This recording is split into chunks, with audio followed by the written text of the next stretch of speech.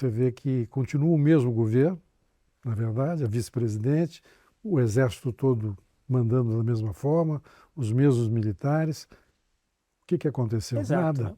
O que houve nessa intervenção dos últimos dias não foi uma mudança do regime político, É, nem sequer uma mudança de governo. Mudou o presidente, é. né? Mas continuam Mas é exatamente as um mesmas show, né? No fundo é pessoas. um espetáculo, né? Olha, foi um grande espetáculo, É, né, político, militar, e com consequências para muito além da Venezuela, né? Quer dizer, essa demonstração de força militar dos Estados Unidos tem um impacto muito grande para outros países da América Latina que têm uma relação conflituosa com o governo Trump, governos de Cuba, da Nicarágua e da Colômbia, e também para potências estrangeiras, né, como a China e a Rússia. é. Vamos entrar agora numa questão que o mundo mudou, nós temos a China nesse tabuleiro, né? Você acha que a questão da China também na Venezuela e na América Latina pesou para esse tipo de... Ah, sem dúvida, né? Tem muitas razões que explicam essa importância que a Venezuela ganhou para a política É, externa dos Estados Unidos, mas uma delas é uma presença da China e, em menor grau, da Rússia também na Venezuela, né? Então, os chineses investiram muito dinheiro na Venezuela, em grandes projetos de que infraestrutura. não deram certo, né? Em geral, deram errado na Venezuela, ao contrário, por exemplo, de investimentos chineses no Brasil, que foram muito melhor sucedidos, né? E os chineses também emprestaram muito dinheiro para o governo venezuelano, né, para o governo Maduro, sobretudo. E no caso da Rússia, é uma cooperação que passa mais pela área de defesa, de segurança, né? Ainda no governo Chávez, na década de 2000, o governo venezuelano comprou muito armamento russo, em especial aviação de caça, né, defesa aérea, com as consequências também que nós estamos vendo agora, né? Quer dizer, isso não funcionou em termos de uma... Essa é uma questão também que está no ar, né? Será que houve traição lá dentro? Porque foi muito, aspas, fácil essa entrada dos Olha, americanos, eu né? tenho duas hipóteses para explicar o que aconteceu no fim de semana, né? Uma delas é que foi a incompetência pura e simples, ou que faltaram ali peças de reposição, que os sistemas de manutenção do exército venezuelano não estavam funcionando, né? Então que houve ali Difícil pensar uma isso, espécie né? de apagão militar. Isso pode ter acontecido. É, A segunda hipótese é a de traições dentro da cúpula do chavismo, né? E veja que uma hipótese não exclui a outra, né? A gente é. pode ter tido uma combinação das duas coisas, né?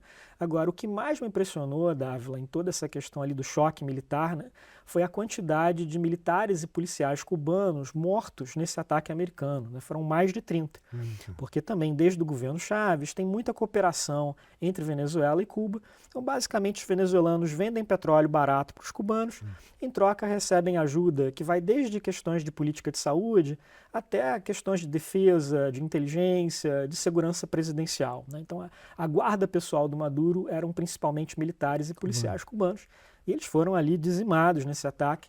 Acho que nem na África morreu tanto cubano, Exato, né? né? Os cubanos já lutaram guerras na África, em Angola, na Etiópia, mas eu acho que nem sequer nessas guerras morreram tantos cubanos em combate num só dia. Então é um momento muito marcante e o governo cubano fez também uma cerimônia grande, imponente, né, em homenagem a esses cidadãos que foram mortos. Nós estamos falando de Cuba, não podemos esquecer que o Rubio é filho de cubanos exilados e certamente tem ódio, né, de Cuba e vai querer realmente fazer alguma coisa, né?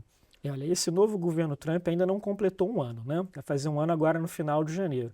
Mas se eu tivesse que escolher qual é o ministro mais influente do Trump, eu escolheria Marco Rubio. E ele é um ministro histórico por várias razões, né? É o primeiro secretário de Estado que tem origem latino-americana, né? Filho de imigrantes cubanos, como você colocou. Toda a carreira política dele na Flórida foi feita com base nesse diálogo, nesse apoio com as comunidades latino-americanas nos Estados Unidos, sobretudo com os cubanos e venezuelanos, mas também com Sim. outras nacionalidades, né? Então, ele é alguém para quem a América Latina é muito importante. E passou a ser para o Trump.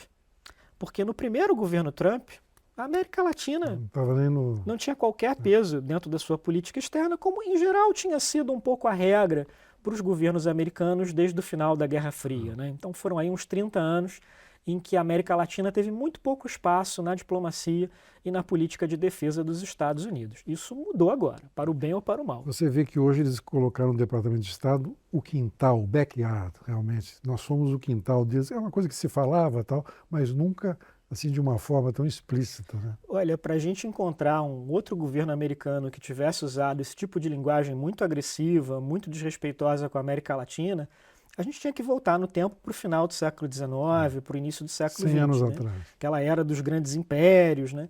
Então isso parecia uma visão de mundo, uma mentalidade que tinha ficado restrita aos livros de história. E é muito chocante ver como é que isso é colocado hoje em dia de uma maneira sem Chula, inclusive. cerimônia, né? Muito agressiva. Agora, é interessante observar também como é que a China tem crescido diplomaticamente na América Latina, explorando esse vácuo. E algo que eu disse muito para amigos americanos, né, no governo americano, na academia americana, eu digo, olha, vocês acham que a América Latina é um problema. Os chineses acham que a América Latina é uma oportunidade. Eles estão vindo aqui em busca de oportunidades de negócios, né, fazendo comércio, fazendo investimentos e tratando a América Latina de uma maneira mais respeitosa.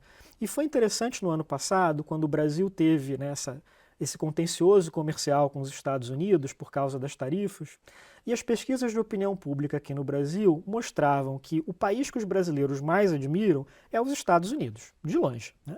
Mas que os brasileiros achavam também que a China era mais respeitosa da autonomia, da soberania, da independência do Brasil. Interessante isso. É verdade. A gente está num outro momento.